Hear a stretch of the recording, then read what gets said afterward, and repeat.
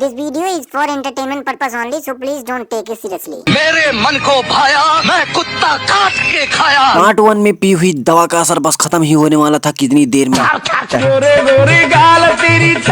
बहुत खट्टा पानी मेरे ऊपर आके गिरना चालू कर देता है। मैं ऊपर देखता हूँ ताकि पता कर सकूं कि ये पानी कहाँ से आ रहा है। तो मैंने पाया कि वाह क्या मुस्कुराहट है बाबा टिल्लू। मेरे सामने एक छोटा सा बच्चा खड़ा था और मैंने जब नीचे देखा तो मैंने देखा कि उसने अपनी नीली चड्डी में पड़ी काली पाइप का पानी मेरे ऊपर खोल दिया था। बहुत दोगला बाटी थी। मैंने तुरंत उसका सर नीचे किया और फिर प्लीज मुझे मत मारो, मैं माँ बनने वाली हूँ। और इतना बताते ही उसने मेरे हाथों में चुम्मी ले ली। कारण नरेंद्र मोदी। और चुम्मी लेते ही वहाँ से भाग लिया। My God. फिलहाल अब मुझे पूरी तरह से होश आ चुका था और मेरा अगला टारगेट था एक नौकरी पाना, क्योंकि मेरे पास ऐसे नहीं है। नौकरी की तलाश में मैं निकला ही था कि मैंने रास्ते में सफेद कलर का एक पेपर देखा जिसपे लिखा था काम कराने के लिए हमें एक झाट भर का आदमी चाहिए। पेपर पढ़ते ही मैं बहुत खुश हो गया और सीधे उनकी बताई हुई जगह पे पहुंच के मैंने देखा कि दुकान का मालिक अपनी माल को कोपचे में लेके उसे सिखा रहा था कि नेहरू जी ने कहा था ईंट पर ईंट चढ़े तो दीवार बन जाता है और अगर लड़की पे लड़का चढ़े तो परिवार बन जाता है। और इतना सुनते ही उसकी माल उससे कहती है कि चमेलिया का पाहुना न्यूराइक मारा हच्च मारा नहीं राजा। साला अलगे फ्रॉड चल रहा है। मैं कुछ समझ नहीं पा रहा था कि मैं तो नौकरी करने आया था, ये अचानक से कमाटीपुरा कैसे पहुंच गया। क्या पक रहे हो? और जैसे ही मालिक की माल ने मुझे देखा मुझे बताने लगी कि और इतना बताते ही वहाँ से उठ के भाग लेती। गुस्से में आग बबूला होकर मालिक ने इशारा करके मुझे अपने पास बुलाया।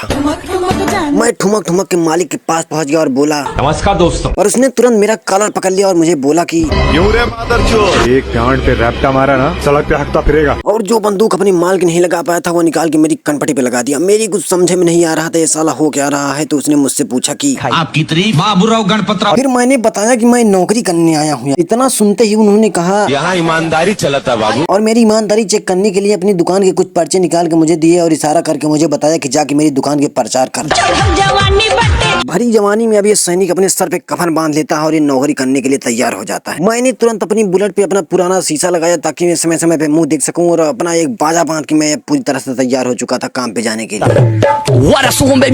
हमारी दुकान पर आइए, गर्मा गर्म मूंगफली खाइए। यही नारे लगाते हुए मैं गाँव की तरफ बढ़ गया। मैं बस गांव की ओर बढ़ ही रहा था कि इतनी देर में वही गर्भवती लौंडा वापस आ जाता है मुझसे बदला लेते और पहुंचते ही मेरा बाजा तोड़ के फेंक देता है। मैंने तुरंत अपनी साइकिल खड़ी की और गुस्से से लाल होके मैं उसकी तरफ बढ़ा। अब गर्दा उड़ेगा भाई।